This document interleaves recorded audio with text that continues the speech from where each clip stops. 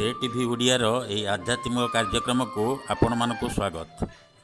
ଜଟଣୀସ୍ଥିତ ଦିବ୍ୟ ଜୀବନ ସଂଘରେ ଅନୁଷ୍ଠିତ ହୋଇଯାଇଛି ତୁଳସୀ ଦାସକୃତ ଶ୍ରୀରାମଚରିତ ମାନସ ପ୍ରବଚନ କାର୍ଯ୍ୟକ୍ରମ।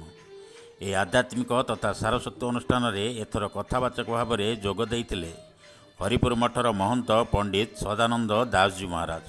ତାଙ୍କର ସୁଲଳିତ କଣ୍ଠରେ କଥା ଓ ସଙ୍ଗୀତ ଶ୍ରୋତାମାନଙ୍କୁ ବେଶ ମନ୍ତ୍ରମୁଗ୍ଧ କରିଥିଲା।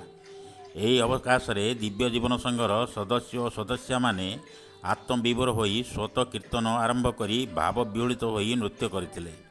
କର୍ମ, ପ୍ରେମ ଓ ସଦ୍ଭାବର ଚେତନା ପ୍ରସାର କରୁଥିବା ଦିବ୍ୟ ଜୀବନ ସଂଘ ଏବଂ ଗୁରୁ ଶିବାନନ୍ଦଙ୍କର ଶ୍ରଦ୍ଧାଳୁମାନଙ୍କ ଭିତରେ ଏକ ଆଧ୍ୟାତ୍ମିକ ଚେତନା ଉଦ୍ଭୁତ ହେବାର ଦେଖିବାକୁ ମିଳିଥିଲା। ଜଟଣୀରୁ ରଙ୍ଗନାଥ ବେହେରାଙ୍କ ରିପୋର୍ଟ, JTV ଓଡ଼ିଆ।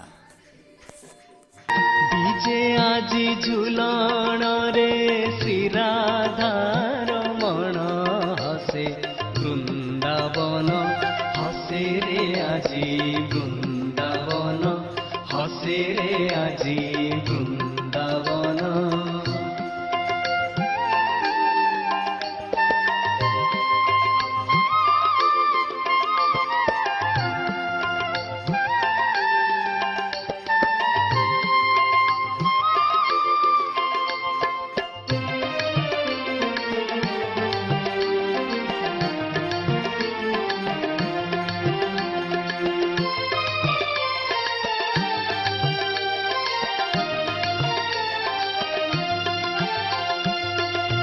ଗୋପିକାଙ୍କ ମେଳେ ଶ୍ୟାମ କରନ୍ତି ଯେ ରାସ, ଗୋପିକାଙ୍କ ମେଳେ ଶ୍ୟାମ କରନ୍ତି ଯେ ରାସ। ରାସେ ରାସେ ସ୍ୱର ଆଜି ହୋଇଲେ ହରସ, ଶୁଭେ ବଂଶୀ ସ୍ୱନ, ହସେ ରେ ଆଜି ବୃନ୍ଦାବନ, ହସେ ରେ ଆଜି ବୃନ୍ଦାବନ।